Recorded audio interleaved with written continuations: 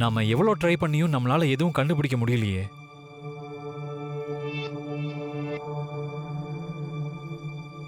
நானும் எல்லா முயற்சியும் எடுத்துட்டேன். என்னால முடிஞ்ச எல்லாமே பண்ணிட்டேன். ஆனா இந்த விஷயத்துல இன்னும் ஒரு தெளிவும் கிடைக்காம இருக்கு. ஆனாலும் நான் விட மாட்டேன்.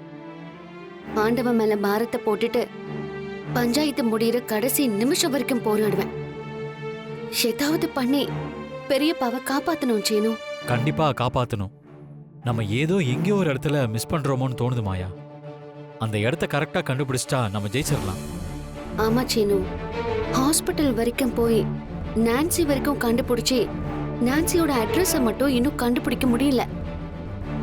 அது மட்டும் நம்ம கண்டுபிடிச்சிட்டா விடிய காலையிலேயே அவங்க கிட்ட போய் அந்த உண்மையை தெரிஞ்சுக்கலாம். ஆனா அவங்க அட்ரஸ கண்டுபிடிக்க முடியலையே. நீ கவலைப்படாத, நம்ம எப்படியாவது கண்டுபிடிச்சிடலாம். அப்பாடா, ஆட்டம் ஆரம்பிக்கிறதுக்கு முன்னாடியே ரகுராம் குடும்பத்துல இருக்கிற மாயா தன்னோட தோல்வியை ஒத்துக்கிட்டது இதுதான் முதல் தடவை. இனிமே இவங்க போராடினாலும் சரி போராடலனாலும் சரி கிரவுண்டுக்குள்ள வரத்துக்கு முன்னாடியே தோத்துட்டான்.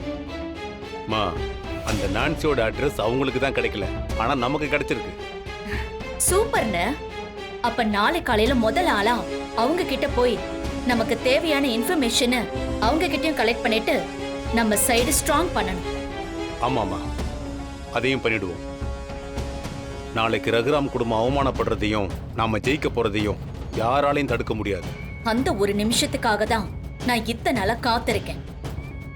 அந்த ஒரு நிமிஷம் நாளைக்கு வரட்டும். அவங்களுக்கு இருக்கு நாளைக்கு.